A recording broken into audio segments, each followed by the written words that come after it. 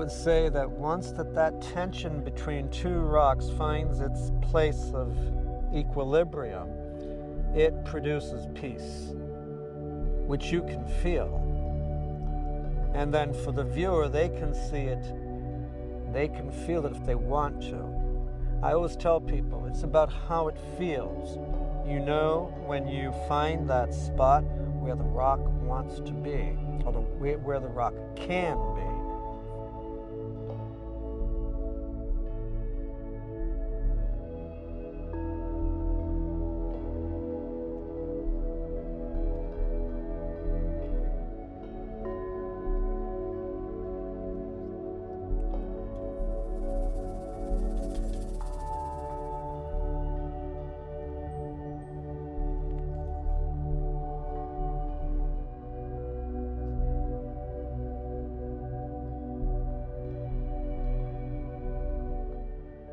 If I wanted to move a big rock, say 300 pounds, I would just like almost wrap my body around it so that every part of my body is involved in moving that rock. Because most people would think you use your hands, right? Hands aren't enough. The forearm is fantastic, right? Hip is great. Knee is great. Foot, fantastic. Forehead, another force.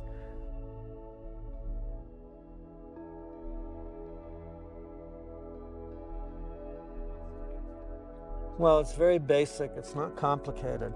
I always say it, when things are in balance, everything moves smoothly and in harmony. So we overcome resistance. It's a process. I'll place a rock in a position or in a place which I think works, or which I feel works. Thinking is not a part of this program. It feels like that's where it belongs. And then all of a sudden, some things change in the environment. Maybe the river goes down a bit. Well, that's a very important part of how that rock is seen. So I may have to move it.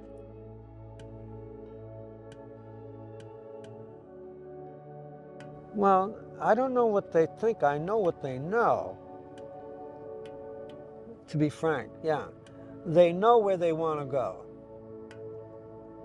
And all I have to do is just be quiet. Don't think about anything. Just look at the rock. The rock will talk to me and tell me where it wants to go, how it wants to look. The fact that these rocks are under the water all winter long. When finally I go, oh, look at you. Now we've got to get you up. You've been under the water too long. We've got to show everybody how beautiful you are. So that's like one of the inspirations. The other one is that the river itself is high and it creates all of these currents. So what I do is I work with that current to create a fluidity with the project, so that the balancing of the stones is only a portion of the balance. The balance is also compositionally with the river, and then also with the texture and the lines and the formation of the land itself, because here we have numerous levels of geological epochs. Okay, some like this one here is loaded with fossils from 425 million years ago. Up there's a stone that has absolutely no texture at all, which was from another period of time when there was very little life on the earth. So I mean, there's an enormous wealth of information just from the stones. And all the round rocks, they were transported down here by the glaciers. They would be embedded in the glaciers, and then as the glaciers melted, these rocks would be deposited, and they would gather into the river, being the lowest point in the landscape. So the rocks have a way of finding the place where they want to be.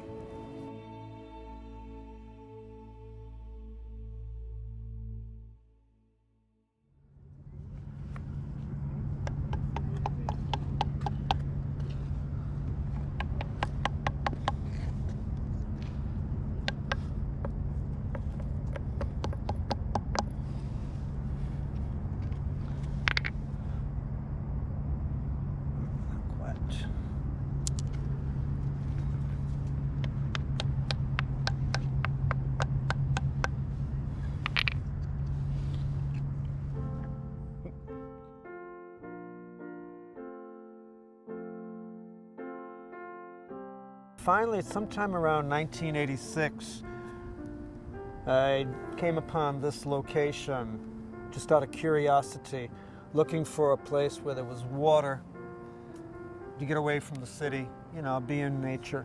I realized that what I had actually found was a power spot. You know, it's a place in the earth that the indigenous peoples refer to as a source of energy, healing, and peace. So that first day, all I did was just hang out here, meditated, listened to the rapids, the white sound, you know, white noise, enjoying that feeling with nature and just being quiet.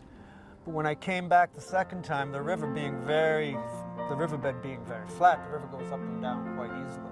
So when I came back the second time, the river had gone down, and I saw all these rocks. And I said, well, I want the water to be back where I was meditating on my power spot the first time I came here. So I went ahead and I took a bunch of rocks, and I made a wall of rocks. And when I was finished, I said, oh, good, now I've got the water running by my power spot. And I said, I got to get a picture of that. When I took the picture, I realized that I had made a duplicate of the skyline in the background. And then I realized, I said, okay, there's more to this than what I thought.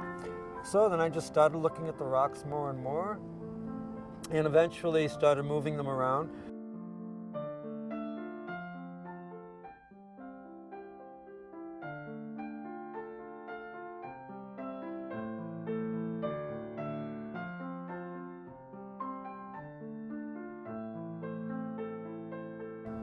I guess realizing how abundantly beautiful and nurturing the elements of nature can be, thus providing a better respect for the environment, enhancing our relationship with the environment, thus providing some sense of stewardship regarding the environment. Respecting it rather than just using it, abusing it, and taking everything from it. Indigenous peoples always knew, you know, you respect the land. This is your mother. You respect your mother. We're here to take care of our mother. We're not here to abuse our mother. So I follow that very principle in my work all the time. I'm basically doing all I can to respect this site and preserve its integrity.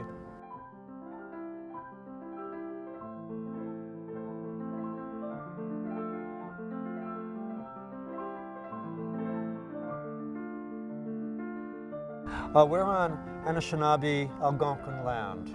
This is unceded territory, and all I can say is that I've been gifted the pleasure of being in this environment for 35 years. This year, it's got a lot of emotional content and also humanitarian, not political, message.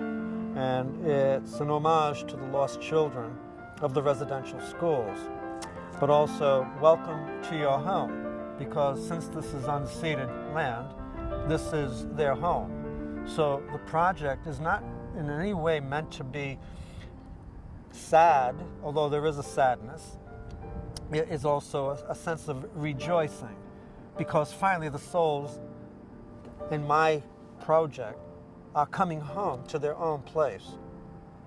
And there's a celebratory feeling about that.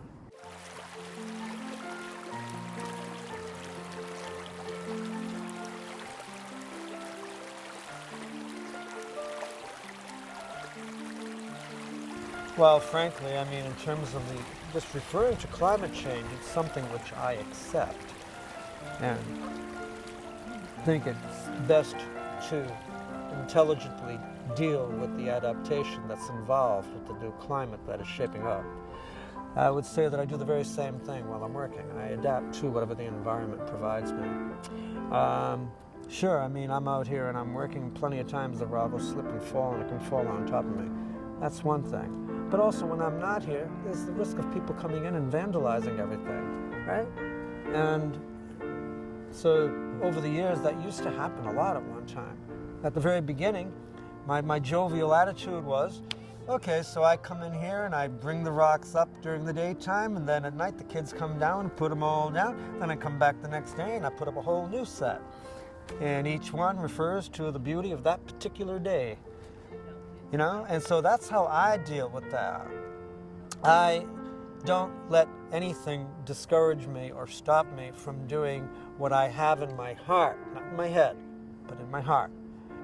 We always need to be reminded about how good our nature can be as human beings, because we always forget, because pressures from the psychology of the system that we're dealing with demands our attention, which takes it away from the essence of who we actually are. We compromise. Do you want to eat? Of course I want to eat. Well, you'll have to make this compromise.